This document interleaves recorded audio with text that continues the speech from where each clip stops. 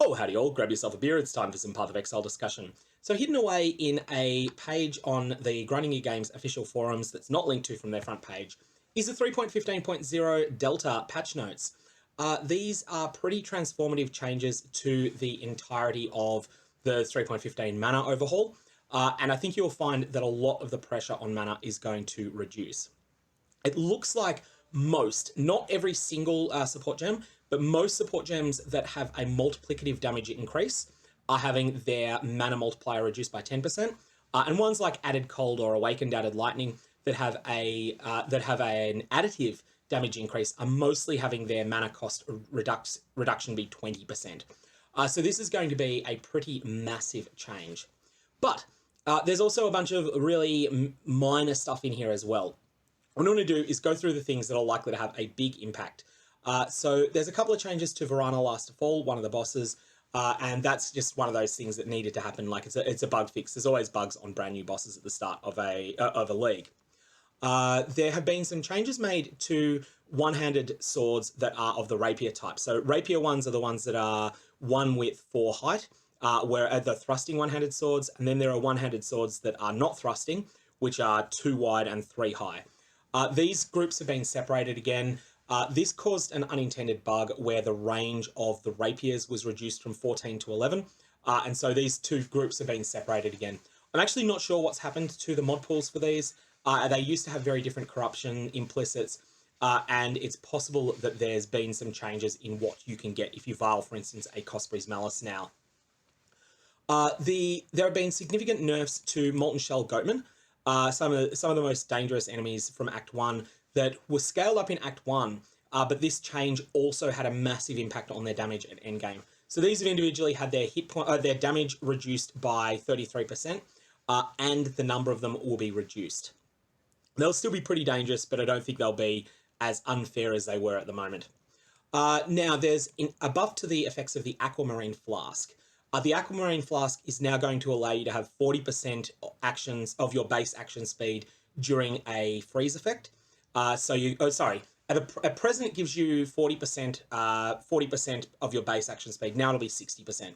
So freeze is still going to hurt, but using an Aquamarine Flask is now going to downgrade a 100% stop in place freeze down to being equivalent to a 40% chill. These are going to be pretty compelling to use because you can use them preemptively. And I think we'll see a lot of builds will try to fit an Aquamarine Flask into their build for that reason. Now, massive buffs to of curing, of dousing, of grounding, and of heat and of staunching flasks, which are going to make corrupted blood much more manageable.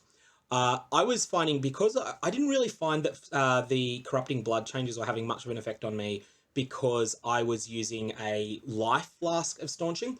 But for builds that were using that had their staunching on something else that couldn't be used, 3 or 4 times in a fight, they were finding that fighting rares with corrupting blood was appallingly difficult, even when they were fully aware of the corrupting blood, and they were trying to take precautions to deal with it.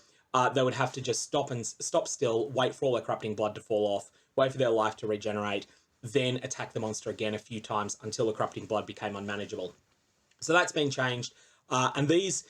Even though, broadly speaking, I like the Flask overhaul as it was in 3.15, these are necessary changes. And I can certainly see that people that don't share my view that the Flask overhaul is a good thing, they're going to like this because it brings things slightly closer back to the previous power level of Flasks. There is a buff icon for Corrupted Blood immunity, which will be really useful. Arctic Armor player buff is now guaranteeing immunity to freeze. That may make that something people tend to use. But now we have the massive ones. The cast time for Summon Reaper is down to 600 milliseconds, down from 1 full second. This is a huge improvement because Summon Reaper is a skill you do actually recast in combat. Not because your minion's dead, but because you want to order your minion to do its ultimate attack, which it does every time you cast Summon Reaper again. It does its ultimate attack in the direction that your cursor is facing. So this will be a huge upgrade, being able to have Summon Reaper take 40% less time to cast. Blade Trap now has +6 to radius at gem level 20. This is phenomenal. All of the weaknesses of that skill were about its inability to project damage effectively. This solves all of that. It's still not going to be a massive clear speed skill, but I do think it will be something very compelling to use. I think Ice Trap will probably still be better, but Blade Trap will be something that's, one of these new skills that will find a home in the current meta. Now, Absolution. You may have seen my video announcing that I was giving up on Absolution. Well, Absolution is absolutely absolved here, possibly. So Absolution, the spell, when you cast it, is getting a 10% buff at low gem level, and this is becoming a 45% buff at high gem level. So 45% at gem level 20, and 10% at gem level 1. However, Sentinels of Absolution now do 3.5 times the damage at low gem level, and 5.25 times the damage at high gem level. And don't forget that I believe that this is also going to get the benefits of this increase in base damage. So what this means is that now I think Absolution will still struggle a bit when you are trying to kill a tanky rare at the start of a fight. If you don't have any Sentinels of Absolution up, it's still going to be a miserable skill for that.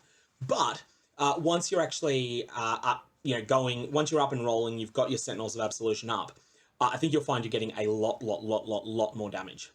This means that it's now more plausible to use multiplicative minion scaling on Absolution as well.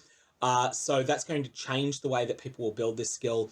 I'm keen to see what comes out of it. I still think that at low to medium investment, the very best way that you can use Absolution is probably still in a pseudo 5.5 link helmet.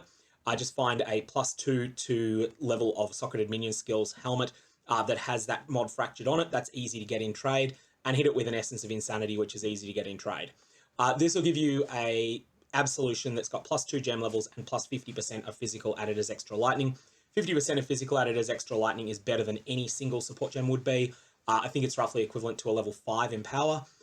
And additionally, you've got the +2 to the level of socketed minion gems gives you a lot as well. Like that's +2 caster levels to Absolution. That's equivalent to a level 3 in power. So that's a pretty solid setup that I think I would recommend anyone that wants to try Absolution now go with. But these changes look like they may fix things. So lower the damage penalty on bleeding from the Summoned Reaper. Overall, this means they have approximately 114% more bleeding damage than before. In future, we'll reevaluate the bleed, poison, and ignite damage penalty for all minions, as it is currently too harsh. And then we have the big news, which is the support gems. So I'm just going through them really quickly. Awakened Chaos and Added Chaos and Awakened Added Chaos are reducing by 10%. Cold and Fire. Actually, I was wrong before. I said that these were dropping by 20%. They're only dropping 10%, but they're still that's still pretty significant. You'll find, like, just looking down the list, most of these are having their mana multipliers decrease by 10%. Not absolutely everything. Archmage is getting a buff. Obviously, the multiplicity of nerfs on it were too much. Interestingly, Bloodthirst is actually getting a nerf here, which surprises me. Bloodthirst support is getting a nerf, but it's one of very few. It's going from 130% to 140%, and I think you'll find that gem setups that use it will wind up being stronger than they were. Awaken Chain and Chain, 150 rather than 160. Chance to bleed, 120 rather than 140. All sorts of things like that. So what does this mean? It means that the mana requirements of a 6-link under the 3.15.0D system will be approximately equal to the mana requirements of a 5.25 link at the moment. So it'll be a little bit harder than a 5-link are now, but not by very much. The mana requirements of a 5-link under this new regime will be something like a 4 1/3 link would be now. So, you can expect that that if you're currently needing a high-level clarity to support spellcasting on a 5-link, that high-level clarity setup would probably allow you to almost sustain it on a 6-link. Maybe with one passive point investment, you'd be able to sustain on a 6-link. In terms of build suggestions, this means, like, I have been recommending everyone help Alira for the bandits so far this league because of mana. There's a couple of exceptions. I don't think this is necessarily going to be the case anymore. I think people should now feel free to also consider helping Eramir. At the original 3.15 launch, helping Eramir was a mistake, unless you're one of those rare builds that doesn't care about mana at all and that actively wants low resist, like a Doriani's prototype build. If you're not in that situation, and most people aren't, then I would strongly suggest that you keep both options in mind, like assess Alira and Eramir both for the bandits. Oak and Kraton are still terrible, of course. And yeah, so there's just a lot of meaningful changes. One that I do want to check is Summon Phantasm Support is also going down. That's been a bit of a star this league. A lot of people have been using it and saying it's been really good. So I'm going to put a link to these patch notes so that you can check your gem setup out. But do keep in mind, this is the time to start lowering that clarity level and looking to fit more auras into your build, because you can do it now. Anyways, that's all I've got on these patch notes. Have fun in game, and may your Varlobs have interesting results.